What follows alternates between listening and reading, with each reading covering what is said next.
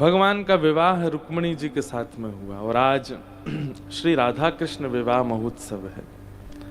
हमारी श्री जी का विवाह गर्ग संहिता आदि ग्रंथों के अनुसार ब्रजमंडल में आज संपन्न हुआ।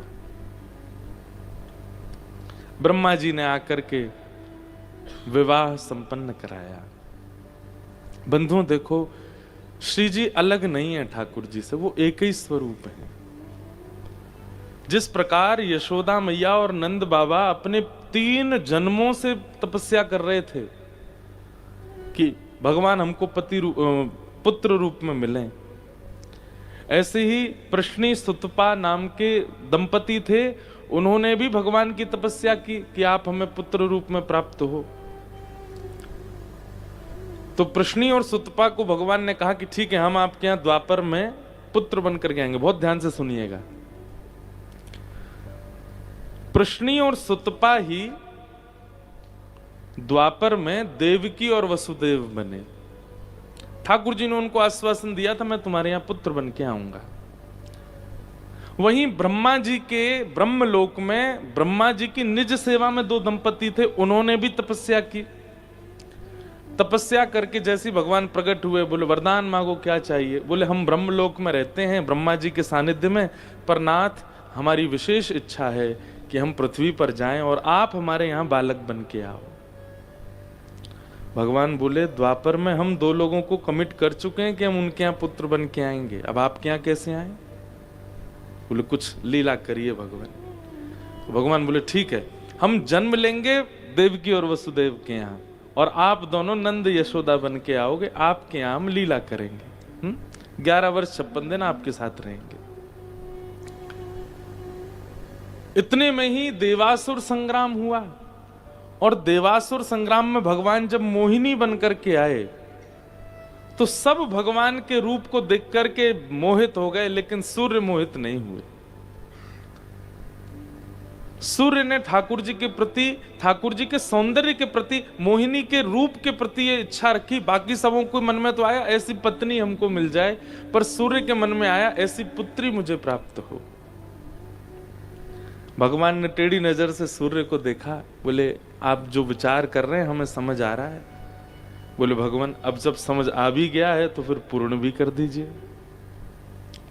ठाकुर जी बोले अब कैसे संभव होगा, अब द्वापर में तो हम 2 माता पिता जी तो बना चुके, अब आपको कैसे सुख प्रदान करें? सूर्य बोले अब नाथ अब मुझसे रहा नहीं जाएगा, अब तो बस आप ऐसी पुत्री बन के आइए मेरे यहाँ।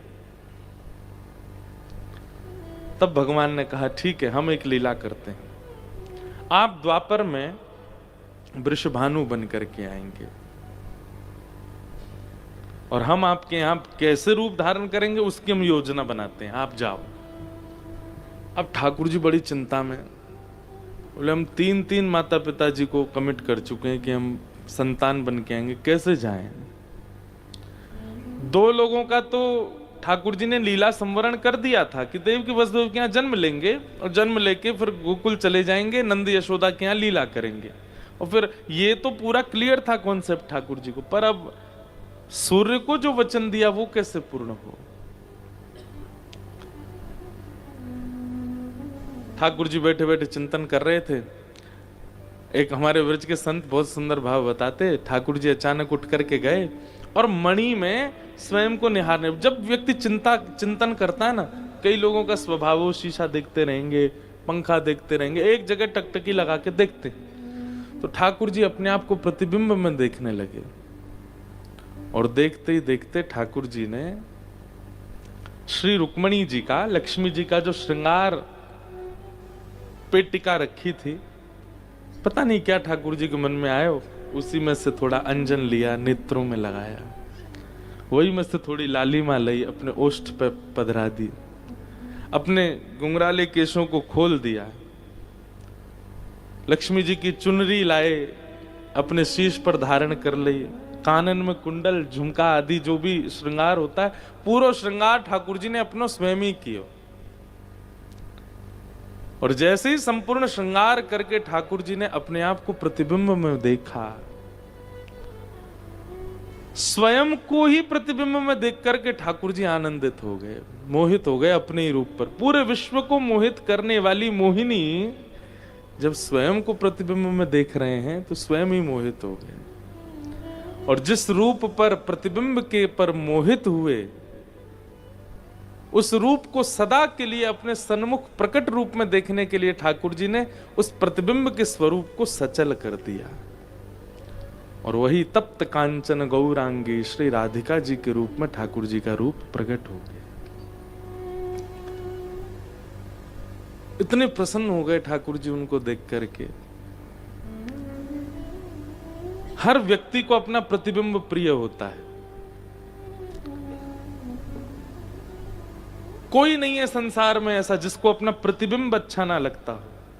सुंदर तो सुंदर, जो लोग ज्यादा सुंदर भी नहीं होते वो भी अपना प्रतिबिंब देख करके हाथ बात तो मारे ही लेते हैं सिर पे, तो वो भी खुश होते हैं। प्रतिबिंब सबको अच्छा लगता है।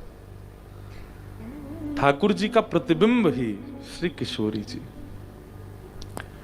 अब तो ऐसी स्थिति हो गई कि ठाकुर जी नेक भी इधर उधर जामे और ठाकुर जी को मन करे मैं फिरते देख लूं, फिरते एक बार देख लूं। और बार बार ठाकुर जी आकर के अपने उस प्रतिबिंब स्वरूप को देखें। ठाकुर जी बोले भैया ये है तो हमारा ही रूप है, आह्लादनी शक्ति है, पर इतनो सुंदर श्रृंगार, इतनो सुंदर वेश और ऐसो, मतलब ठाकुर जी का जो सौम्य स्वभाव है ना, ठाकुर जी का जो दयावंत स्वभाव है, ठाकुर जी का जो अंतरंग वास्तविक ठाकुर जी का स्वरूप है। क्योंकि कई बार ठाकुर जी भी देवताओं के सन्मुख त्रिलोकी का संचालन करना है, उसके लिए कई बार अपनी वास्तविकता छुपाते हैं। कई बार उनको परब्रह्म की भांति उनको भी व्यवहार करना पड़ता है। लेकिन ठाकुर जी का जो मूल रूप है वो सामने खड़ा है, जिसमें बिल्कुल भी लाग लपेट नहीं है, जिसमें किसी भी प्रकार का कोई प्रभावजन्य रूप नहीं है। वो मूल रूप है। ठाकुर जी को इतना प्रिय लगा। तभी ठाकुर जी को याद आई, बोले भैया ये वृषभानु जी के रूप में साक्षात सूर्य आ रहे हैं और हम तो दो जगह जा ही रहे हैं, क्यों ना अपने इन प्रतिबिंब के स्वरूप को भी पृथ्वी पर भेजें और उनके साथ फिर लीला करें। कहीं ज्ञान का प्रकाश, कहीं मर्यादा का प्रकाश, कहीं वैराग्य का प्रकाश, ये सारे प्रकाश तो हम कर ही रहे हैं, लेकिन प्रेम का प्रकाश होना चाहिए। क्योंकि कलयुग में ज्ञान में भी आडंबर आ जाएगा, कलयुग में वैराग्य में भी आडंबर आ जाएगा,